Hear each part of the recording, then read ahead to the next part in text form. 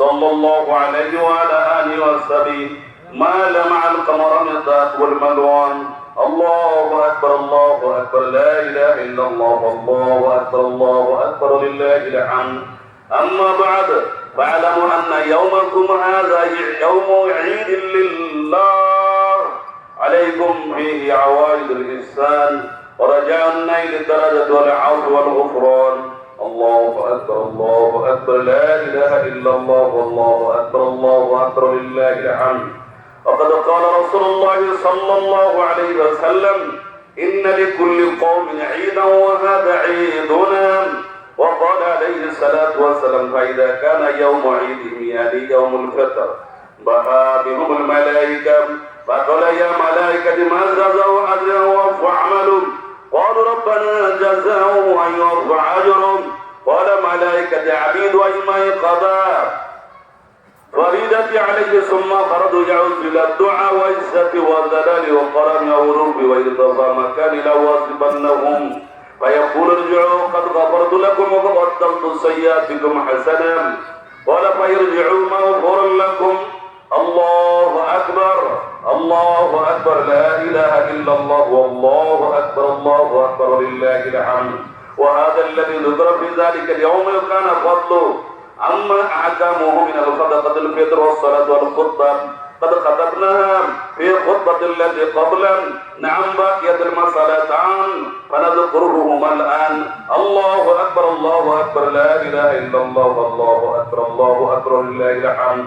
أول قال عليه الصلاة والسلام من صام رمضان ثم أتبعه ستا من الشوال كان كصيام الدهر. الثانية كان النبي صلى الله عليه وسلم يقبل بين الأضعاف في الخطبة يغسل التقبل في الخطبة الإيدين. الله أكبر الله أكبر لا إله إلا الله والله أكبر الله أكبر لله الحمد. أعوذ بالله من الشيطان الرجيم. قد أفلح من تزكى وذكر اسم ربه فصلى.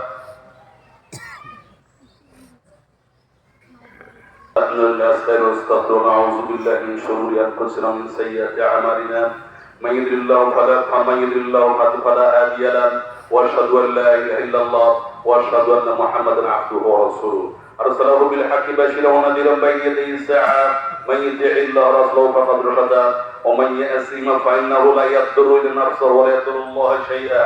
أعوذ بالله من الشيطان الرجيم. إن الله ملائكته يصلون على النبي يا أيها الذين آمنوا صلوا عليه وسلموا تسليما.